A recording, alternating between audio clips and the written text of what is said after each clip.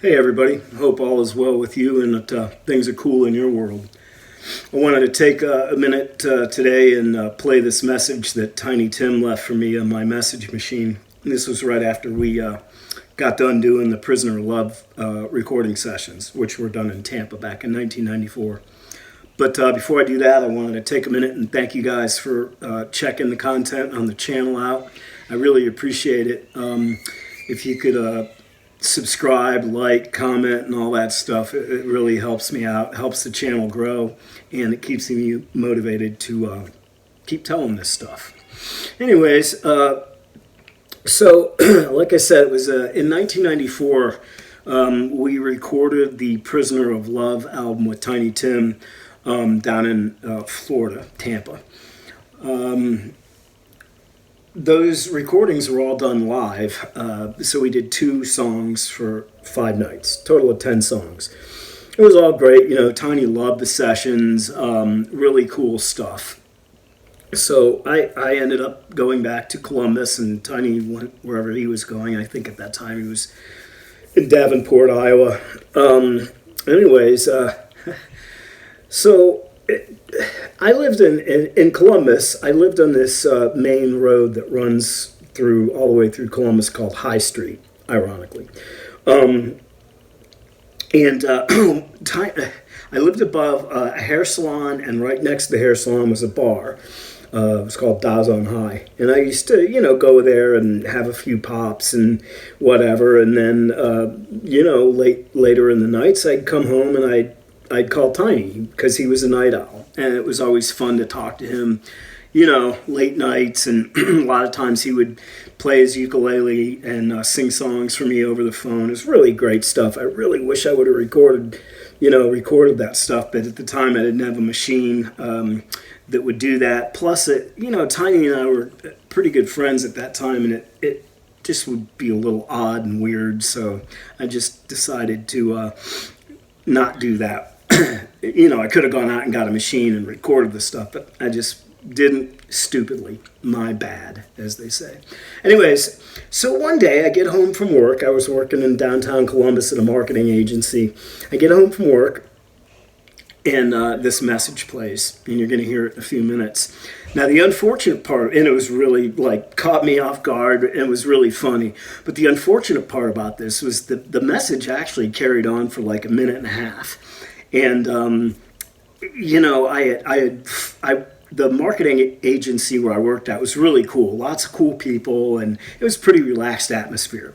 And my boss at the time was really a fun guy and loved music. And, you know, he liked what I was doing with Tiny and all the rest of it. So anyways, I had forwarded this voicemail from my house to his phone at work. He ended up cutting it up.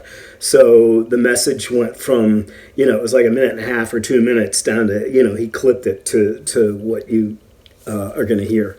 Unfortunately for me, I erased the full minute and a half message. Unfortunately, it was it was a big drag on my part. But the fortunate part was my boss had the message, and he played it. And played it through the whole company. So there's 2 buildings, 3 floors, you know, each building. And so there's a lot of people at this place. And I'm walking down the hallway. I was doing tech support at the time for all the designers and whatnot. And so I'm walking down the hallway, and all of a sudden, this comes on. Forgive me, Mr. Robinson. I hope you weren't high on marijuana or something when you called me the other day.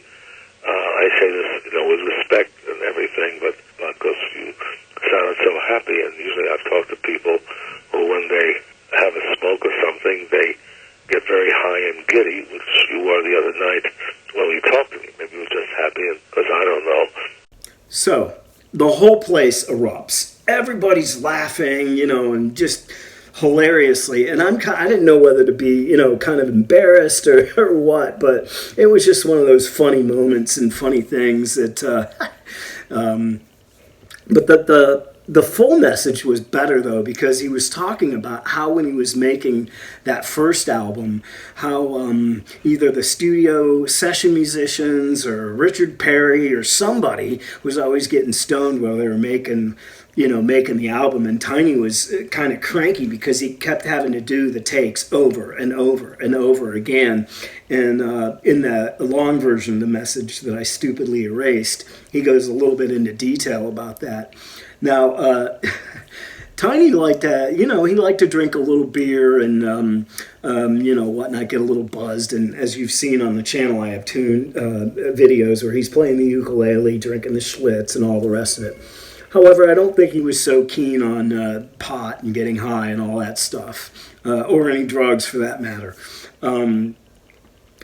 So it caught me off guard when he left that on my machine. So I called him back and I said, "Look, and just for the record, I'm gonna